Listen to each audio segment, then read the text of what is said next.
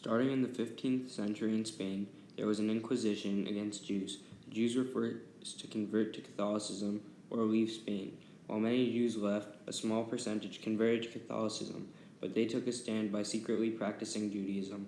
This group is known as Marranos, Conversos, or Crypto-Jews.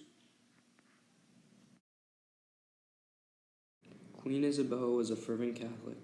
In 1478, she asked the Pope for permission to do an inquisition to get rid of all non-Catholics, and the Pope obliged in November of that year. Almost 14 years later, she and King Ferdinand carried out the Inquisition when they ordered a decree called the Edict of Expulsion. The Edict of Expulsion said, whereas having been informed that in these kingdoms there were some bad Christians who Judaized and apostatized from our holy Catholic faith, the chief cause of which was the communication of Jews with Christians, we ordered that said Jews in all cities, towns, and places in our kingdoms and dominions to separate into Jewries and place apart, hoping by their separation alone to remedize this evil. But we have been informed that the execution of some of the Jews has been sufficient for complete remedy. Therefore, we will resolve this by exiling all the Jews from our kingdoms.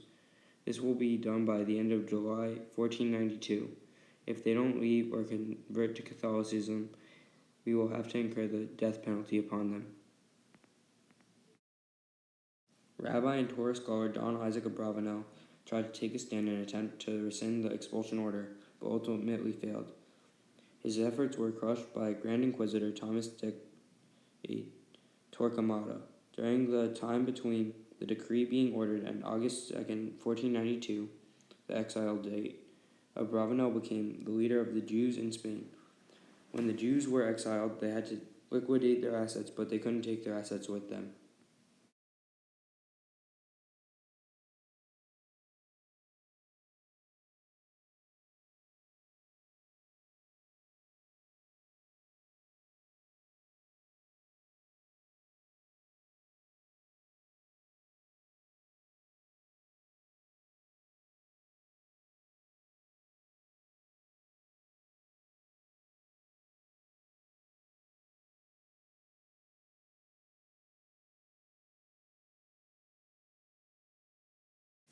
Approximately 40,000 Jews were baptized, although this was to avoid expulsion, as they were opposed to sincerely changing faith.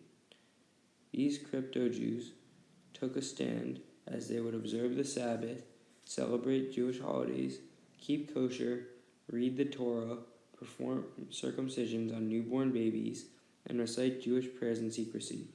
If they got caught, two potential punishments were getting stoned or worse, getting executed.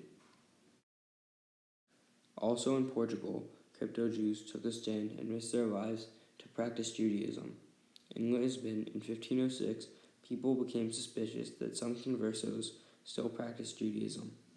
On April 17th of that year, many crypto-Jews were found celebrating the Jewish holiday Passover. They had lamb, unleavened bread, bitter herbs, and other things, and they celebrated late into the night. Officials seized many of them, but only to release them a few days later.